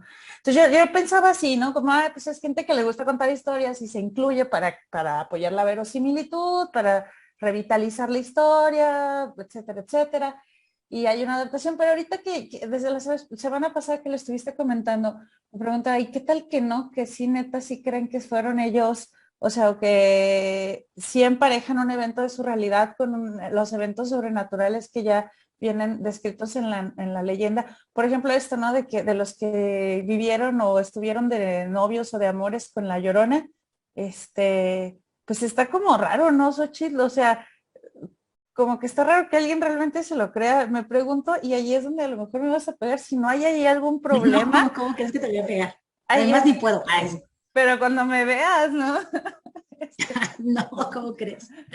No, pero es que les digo, esto es lo que, bueno, sí, sígueme contando. O sea, la pregunta es como, ¿qué no tendrá también no será gente que luego tiene como un problema que no alcanza a distinguir la realidad de la ficción? O sea, eso ponle que viene muy bien para los estudios, pero pues no está como tan padre, ¿no? O sea, ya no sé si me estoy explicando, ¿verdad? Porque sí, más o menos volvemos a ver esta cuestión de la verosimilitud, ¿no? Es decir, cómo se van a romper como ¿cómo podría llamarle? De las fronteras de lo que es real y lo que no, ¿no? Es decir, o sea, por ejemplo, don Isaías, que dice, esto a mí me pasó. O sea, esto es una experiencia, o sea, que tú vas y le dices, y o sea, él no está inventando, o sea, él te está contando algo que a él le pasó. O sea, ya no sé si, pero entonces imagínate, o sea, yo no sé, o sea, yo solo les muestro estas cuestiones. A mí también me han pasado cosas. Entonces, son cosas que yo no puedo explicar. Ya o sea, dinos si eras novia de la Llorona. Dinos si eras novia de la Llorona. No, tampoco. A lo que voy es que hay, yo creo que es tan rico por eso, pues como estos relatos, ¿no? Porque bueno, bien podemos detener estos tópicos como, bueno, tú bien sabes, el tópico de este testigo in situ, que lo dicen para darle como credibilidad, ¿no? O sea, no es lo mismo decir, es que a mí me lo contaron, de decir, yo lo viví, ¿no? Entonces esto es, y yo puedo testiguar que ahí estuve, ¿no? Que pude ver, no sé, que se apareció una rata gigante, por ejemplo, ¿no? Entonces, por un lado, podemos hablar de lingüística, es decir, esta cuestión de que sí, o sea, es más confiable en el discurso decir, yo estuve ahí, o sea, nadie me lo va a contar porque yo estuve ahí. Y podemos ver falsos testigos, ¿no? Que esto, como yo comentaba la clase pasada, lo vemos hasta en Gonzalo de Berceo, o sea, o esta falsa modestia, ¿no? Que vemos, por ejemplo, bueno, en muchos, pero en Sor Juana que dice, yo la peor de todas, que no sé escribir, pero pues escribe mejor que todos, ¿no? Pero lo importante aquí creo que eso es la lengua, o sea, la lengua a mí por eso me fascina, porque te digo, yo no sé decirte y ni me atrevo a decir qué es realidad y qué no, porque pues tendríamos que verlo desde qué punto, ¿no? O sea, a lo mejor desde una realidad psiquiátrica, pues a lo mejor sí tienen algún problema, ¿no?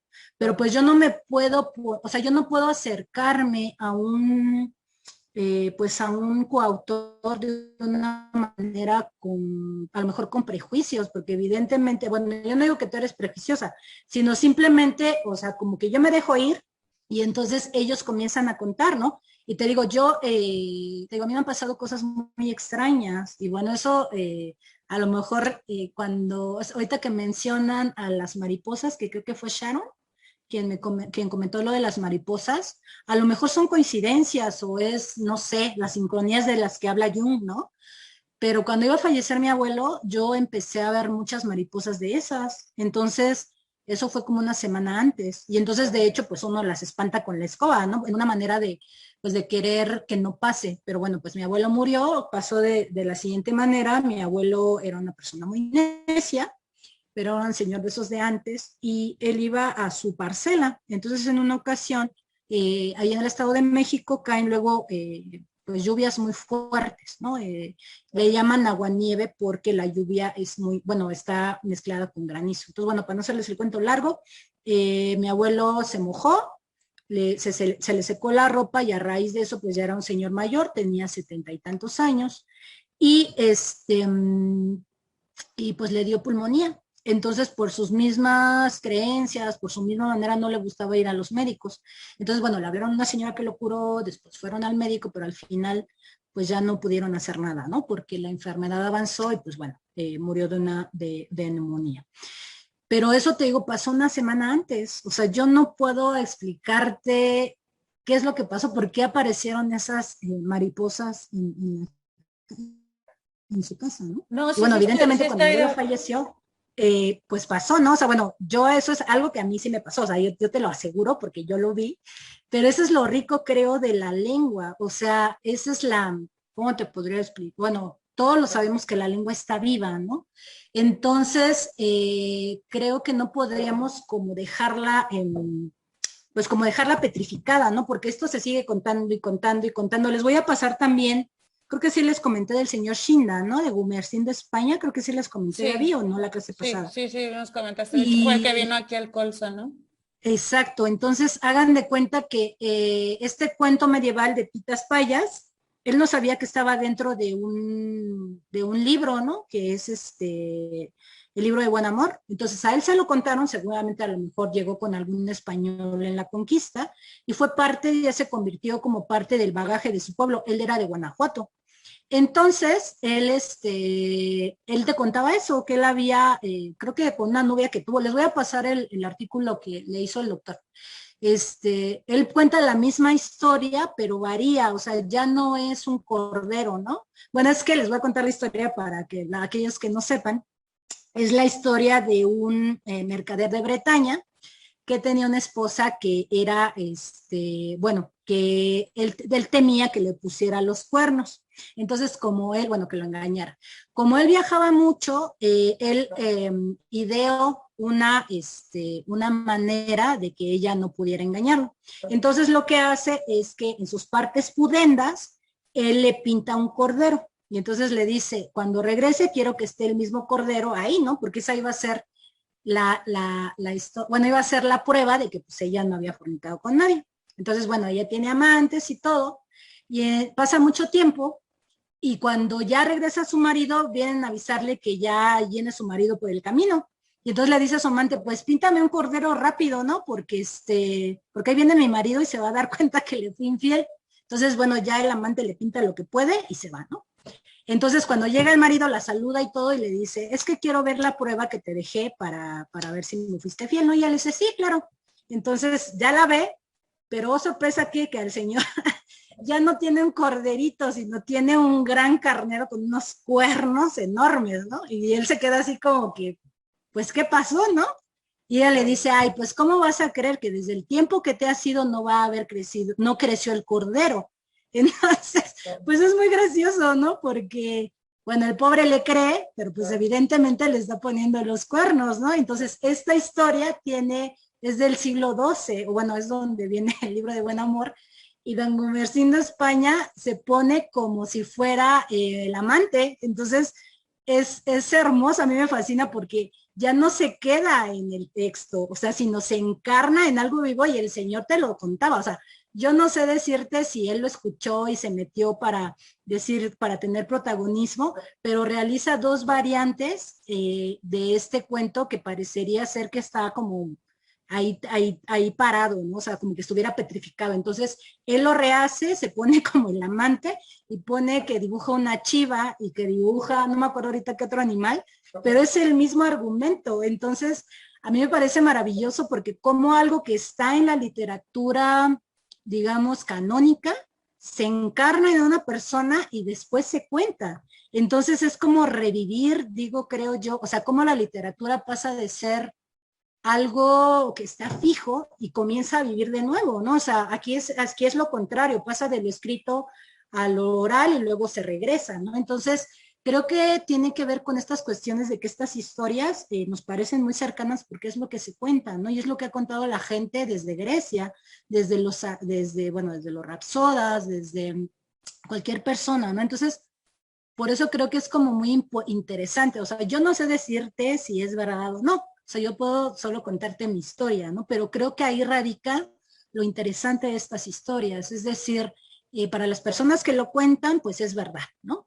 Para a lo mejor para nosotros, pues es un cuento maravilloso o fantástico, no sé. Bueno, perdón, Miriam, si quieres comentar algo a este respecto. Hola. Hola, Miriam. No, era conforme a pues casi toda la sesión. Creo que todos tenemos, o por lo menos en mi familia, que también viene de Oaxaca, tienen historias similares pues, de cosas que pasan, ¿no? Nunca nos habíamos preguntado si pues, es verdad o no, pero pues son pues historias entretenidas que pues dice el abuelo o dicen los abuelos.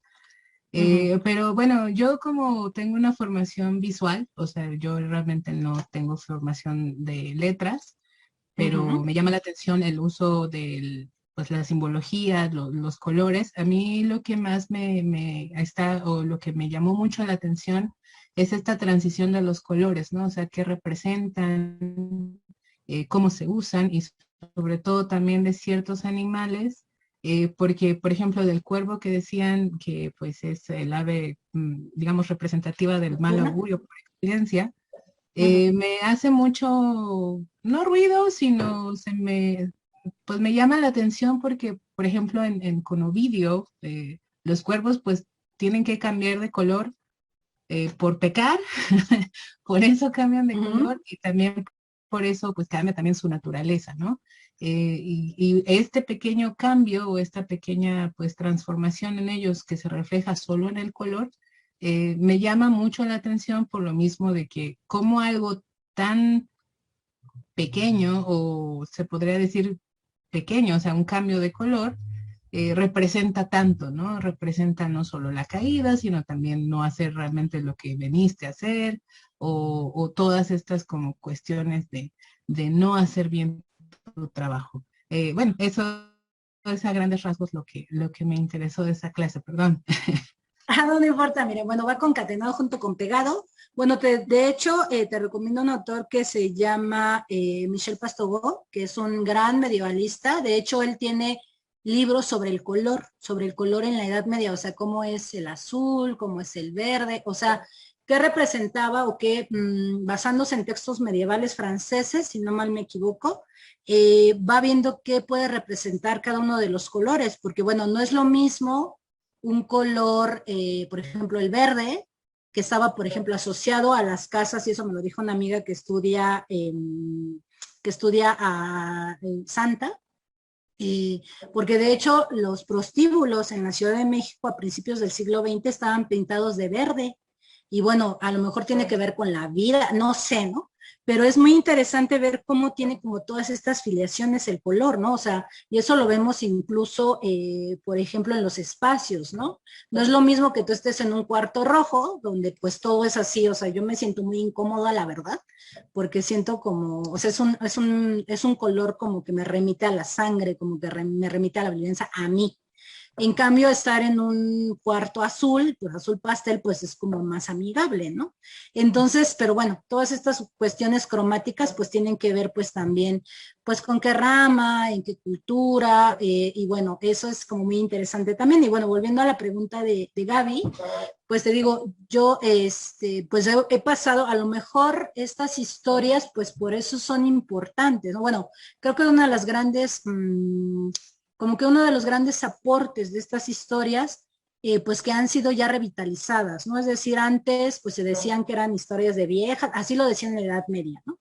Que no valían la pena de nada, ¿no? Entonces, estos grandes referentes que les digo, hacen, pues están arraigados en mitos de la antigüedad, pues están siendo revalorados, ¿no? Y pues al final, esto de la verosimilitud creo que tenemos que verlo desde dónde, o sea, te digo, yo creo que ahí sí no tengo respuesta, Gaby, yo creo que tendría que ver con la persona, porque bueno, si yo llego, por ejemplo, con don Isaías y le digo, ay, lo que usted me está contando es una mentira, pues evidentemente se va a enojar, ¿no? Porque va a decir, o sea, yo sí lo viví, o sea, es como esto que te cuento de mi abuelo, ¿no? O sea, en mi horizonte de expectativas, para mí sí fue una señal, a lo mejor fue lo que queremos ver, ¿no? O sea, es lo que construimos los seres humanos como todo virtual, es decir, todo lo que hacemos los seres humanos, pues la cultura, pues es un aspecto unido a la psique, unido al alma, unido a la cultura. Entonces creo que ahí radica una de las grandes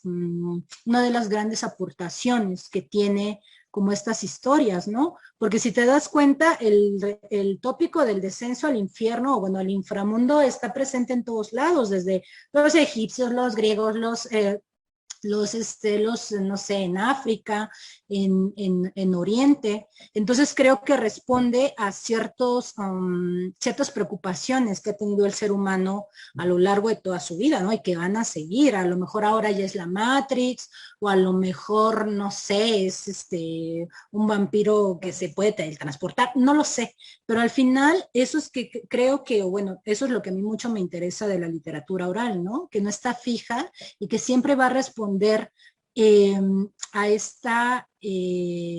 pues a estas cuestiones ontológicas, ¿no? Del ser humano. Digo, yo no puedo decirte a ciencia cierta, por ejemplo, en el caso de don Isaías, pues sí es una historia de vida, o sea, entra en una historia personal, ¿no? Y él te lo cuenta porque él lo vivió, o sea, no te está repitiendo una historia, no te está contando algo que le haya contado otra persona, o sea, él vivió esta situación, o sea, no sé si fue porque tenía miedo, no sé si estaba estresado, no lo sé, pero la cuestión es que él lo cuenta y esta historia se repite, o sea, en todas las culturas, en todos los tiempos vas a encontrar este acercamiento con el más allá, ¿no? Porque pues bueno, creo que es una necesidad que tenemos los seres humanos pues de explicarnos el mundo, ¿no? Y les digo, a mí me han pasado varias cosas muy extrañas que yo no les sé explicar, o sea, incluso a los grandes investigadores les ha pasado lo mismo. A mí, por ejemplo, en el Archivo General de la Nación, yo he escuchado voces, o sea, a mí se me han aparecido personas. Es que Bueno, quizá más bien estaba pensando, Xochitl, o sea, lo de las apariciones de ese tipo, como estas coincidencias que uno no se logra explicar y todo, o sea, sí, pero estaba pensando, bueno, sí las creo, pues, y sí creo que a todos nos ha pasado. Yo creo que si nos pusiéramos aquí a platicar qué nos pasó, no, pues se nos va todo el día en estar compartiendo el chisme. el chisme sobrenatural, ¿no? Paranormal, como le quieras decir.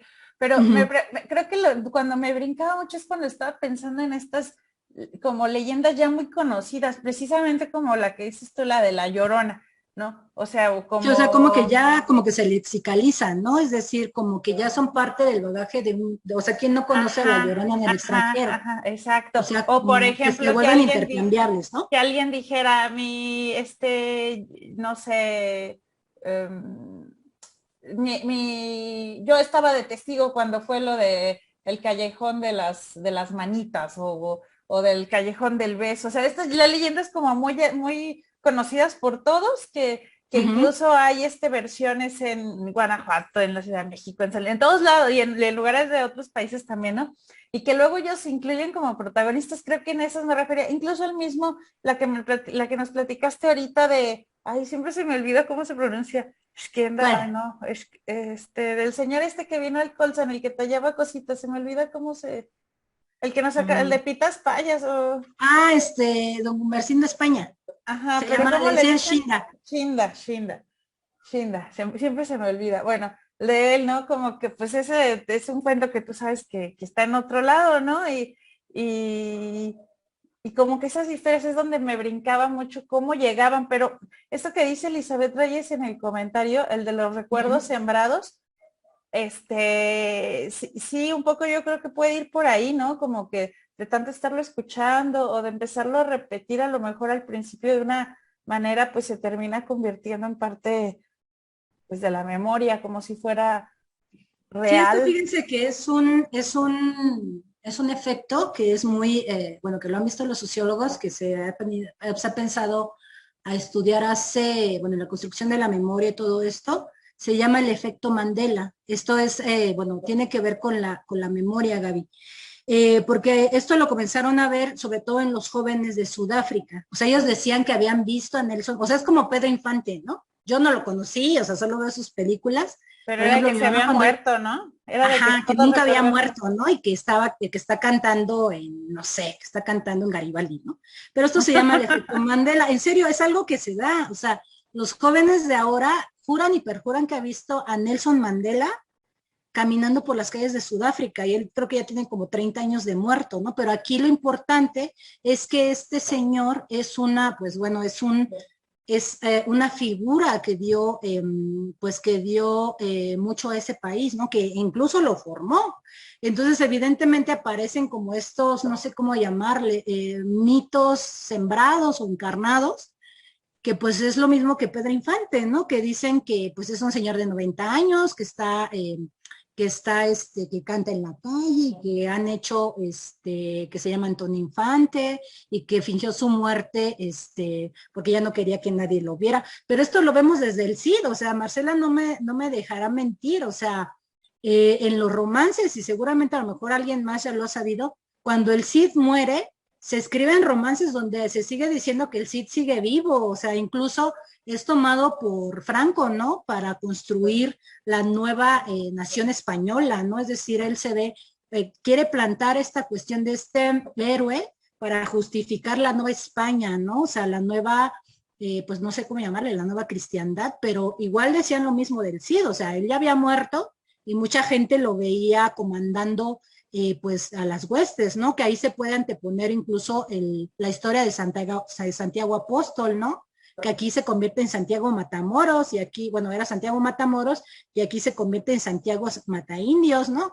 Entonces, así lo ponen en las crónicas. Entonces, bueno, creo que va más por ahí, es decir, este efecto, si lo buscan, van a ver que se llama efecto Mandela, pero es de gente o sea, que cambia incluso el momento en que murió, porque es tanto que se dejan llevar por o sea, es necesaria esta figura mítica para poder construir la memoria colectiva. Y yo estoy teniendo metaefecto Mandela, porque yo me acordaba de que el efecto Mandela era de que juraban que estaba muerto y que se había muerto en tal fecha y que hasta habían visto el funeral y todo, y resultó que seguía vivo y tú lo dijiste al revés, entonces estoy sufriendo un meta-efecto Mandela. Bueno, entonces hay que buscarlo, pero bueno, esto, o sea, a lo que voy es que vemos estas figuras que son rectoras, ¿no? Por ejemplo, Gilgamesh, el Cid, a lo mejor aquí va a ser, no sé, Zapata, que también dicen que lo han visto cabalgar en en Chinameca, perdón.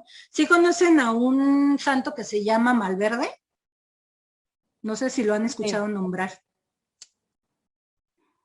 Bueno, era un soldado, bueno, así dicen, que era un soldado del norte, que era una especie como de Robin Hood, que le robaba a los ricos y le daba a los pobres. Esto se dio como a finales como de la revolución, y bueno, lo agarraron y lo mataron, ¿no? Entonces, pues toda la gente de, pues del norte, bueno, sobre todo los que le siguen en la pista, pues son los, pues sí, ya se ha convertido en un culto que al cual llevan mucho, bueno, no sé cómo llamarlo, una religión alterna, que está muy socorrida entre los narcotraficantes. Entonces, si ustedes ven apariciones de Malverde, o sea, van a ver que tiene la cara de Pedro Infante. O sea, si ustedes van a cualquier mercado, y eso lo acabo de ver antier, cuando fui aquí al mercado de Jamaica, hay una imagen de Malverde y si ustedes la ven es Pedro Infante. O sea, es interesante cómo de un soldado que sí existió se sobrepone con Pedro Infante y bueno, o sea, ustedes ven la cara de Malverde y la gente cree en Malverde, pero tiene la cara de Pedro Infante. Entonces, bueno, se reviste de toda esta historia de Pedro Infante, que era muy conocido, pero es como va mutando la historia, ¿no? Dicen que lo han visto en la carretera. De hecho, hay una capilla, creo que es en Sinaloa, donde está, es como la Santa Muerte, ¿no? Que está la capilla en Tepito. No es un culto reconocido por la Iglesia Católica, pero bueno, la muerte va a ser la gran segadora de vidas, ¿no? Va a ser la gran igualadora, ¿no? Entonces, pues también, pues las personas creen en la Santa Muerte, ¿no? Y traen sus colguijes y todo esto.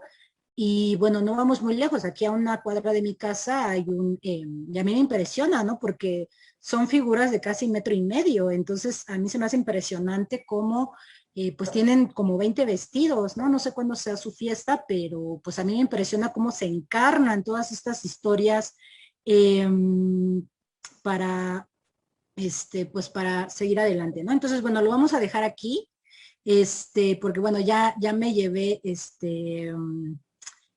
pues como bueno, todas las 2 horas.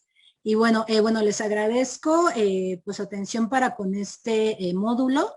Les voy a subir materiales. Hay uno que se llama Monstruos Mexicanos, que es una edición preciosa de una recolección de una autora que se llama Carmen Leñero, que nos recuerda bueno, las historias que le contaba su nana. Y bueno, ahí es una edición preciosa.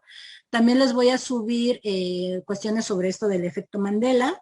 Y bueno, Sharon, también te debo los materiales de lo del objeto fóbico, pero por favor me puedes poner tu correo en el chat para mandártelos, porque por eso no te los he enviado. Y bueno, les agradezco como siempre sus comentarios, sus preguntas. Y bueno, como les digo, pues yo no sé qué es lo que pasa, pero yo me he topado con cosas muy extrañas. Entonces, que yo no sé explicar y que bueno, que creo que son parte de nuestro bagaje pues como especie, ¿no? Y que así seguimos. Y bueno, con eso concluyo.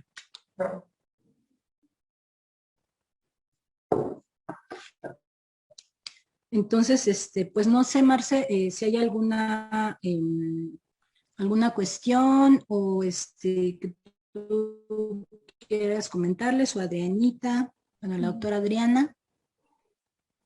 ¿No hay alguna pregunta para Xochitl? Yo tenía una, pero no sé si nos vayamos a extender mucho. Creo que no, es muy sencilla en realidad. Es solamente saber si hay alguna relación entre la figura del burro y el campesino, que se vea precisamente que sea una de las razones por las cuales se le puede asociar como a lo maligno, porque en algunas ocasiones cuando se empezó a crear esto de la idea de la ciudad, del urbano, y como el campesino malo, el campesino flojo, y de cierta manera no sé si ahí puede haber alguna relación con esta figura del burrico. O sea, como que el campesino también tenga una señalización de amoníaca o algo así. Ajá, de cierta manera. O que entre los dos se alimenten mutuamente para crear estas relaciones con lo negativo. Pues a lo mejor, bueno, yo no lo he visto, pero bueno, tiene que ver creo que más como el encuentro entre estas dos realidades, ¿no? O sea, cómo comienzan a surgir las ciudades y este choque con todo lo rural, ¿no? Porque bueno, aquí en la Ciudad de México pues no vemos burros, bueno, a veces a lo mejor los pobrecitos que traen jalando pues el fierro viejo, ¿no? Que ya no se ven, que bueno, es maltrato animal. Pero, o sea, si yo que sepa que hay... No, pero bueno, si quieres lo voy a buscar y si encuentro algo te lo mando con tu correo, Sharon, pero digo, yo que sepa, no. O sea, tiene que ver más con la cercanía de estos animales rurales, o sea, por ejemplo, los gallos, las vacas, los burros, no sé, ¿no? O sea, los conejos, porque bueno, el conejo en el bestiario pues también representa la lujuria, ¿no? Porque pues bueno, recordemos que los conejos se reproducen pues muy rápido, ¿no? Entonces, pues tendríamos que ver, pero yo que sepa, no. Muchas gracias. De nada, Sharon, entonces te mando esto. ¿Alguien más tiene alguna cuestión? Bueno, a ver, voy a ver los comentarios, pero creo que ya no hay ya no hay otra cuestión, ¿verdad, Marcela? No, al parecer no. Bueno, preguntaba. Entonces, bueno, les dejo la batuta a las doctoras y bueno, les vuelvo a agradecer. Espero que no hayan sido devaneos y que se haya estado justificada esta cuestión. Y bueno, para cualquier cosa, pues ahí tienen ustedes mi correo. Si se les ocurre algo que me quieran comentar, pues les comento, les mando material. Y bueno, si alguien quiere también tener más transcripciones sobre literatura oral, también les puedo pasar muchas, porque bueno, siempre ando ahí a la casa de nuevas historias. Pero bueno, muchas gracias. No, gracias a ti, Xochitl. Y bueno, les recordamos que los videos ya los hemos estado compartiendo por si quieren repetir algo más. Y no sé, Adriana, si tienes algún comentario. Pues no, realmente la sesión ha sido, como bien señala la maestra Guadalupe Fuentes, Lupita, pues ha sido súper pertinente, súper clara. Me parece que los casos que nos planteó la doctora Xochiquetzali fueron muy ilustrativos y nos dejan pues una muestra muy bella de de la oralidad, de la literatura oral, que como bien dice es la base para pues las construcciones escritas que llegan a nuestras manos a través de pues ahora libros, materiales electrónicos y pues bueno, ello nos prepara para los siguientes módulos, sin duda alguna. Exacto. Entonces, bueno, el siguiente módulo, el siguiente martes, pues vamos a tener la dicha de contar con la doctora Fernández, con la doctora Marcela, que va a continuar con bueno, vamos a continuar con las clases y bueno, no se la pierdan porque es excelente. Bueno, las dos doctoras son excelentes en lo que hacen. Y bueno, nos vemos entonces aquí el siguiente lunes. Cualquier cuestión, pues con lo que haya dicho o les subo los materiales. Y bueno, que tengan bonita noche y cuídense mucho. Muchas gracias. Buenas noches a todos. Gracias, buenas noches a todos. Ok, pues.